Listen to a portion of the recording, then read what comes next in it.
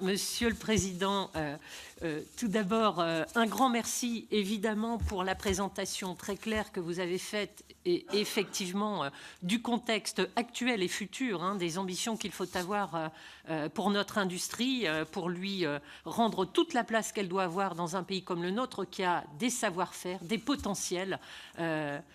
Je vais citer quelqu'un que j'ai toujours apprécié, qui m'a beaucoup inspiré, qui s'appelle Jean-Louis Borloo et qui a toujours dit que la France était le pays des arts et métiers. Et c'est vrai. Et on a cette chance d'avoir une richesse que, il me semble, nous sous-estimons de ce point de vue-là. Je vais essayer de me concentrer sur un point qui m'interroge beaucoup, mais qui embrasse quand même pas mal de choses. C'est celui du lien entre la stratégie nationale, le rôle de l'État stratège, et des territoires d'industrie justement, et du lien donc entre les orientations, la vision qu'a l'État de son intervention future par rapport à l'action menée dans les territoires. Figurez-vous que par exemple, jeudi, nous allons voter dans la région des Hauts-de-France le cadre du schéma régional d'aménagement du territoire. Nous avons voté le SRDEI, nous votons le schéma régional des formations, avec des orientations que nous définissons à l'échelle régionale.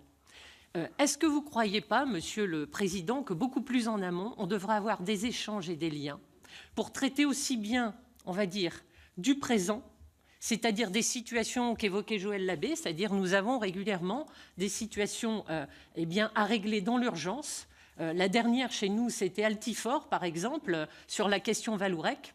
Nous faisons des choix d'intervention, mais nous les faisons dans l'urgence, sans anticipation et en réaction.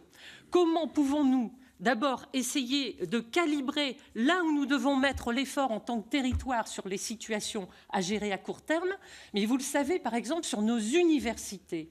Nous avons par exemple une université qui va s'axer sur les transports et la mobilité de demain, le ferroviaire. Quel avenir pour le ferroviaire dans notre territoire? Nous sommes un écosystème ferroviaire dans la région. Si demain, l'État fait un autre choix en tant que stratège sur le ferroviaire, qu'advient-il de ce territoire? Au travers de ces exemples, et ils sont nombreux, dans tous les territoires régionaux, cela montre bien que nous sommes en train de définir un schéma à 20 ans dans nos territoires. Nous allons adhérer sur ce schéma.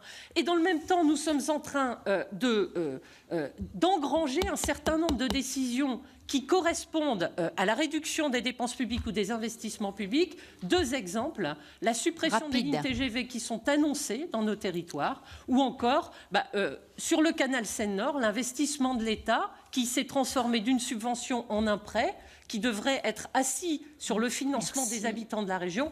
Comment fait-on pour agir et hiérarchiser les priorités afin de pouvoir permettre à l'industrie de perdurer, de se développer, tant dans l'innovation que dans l'action urgente? Merci Madame la Ministre.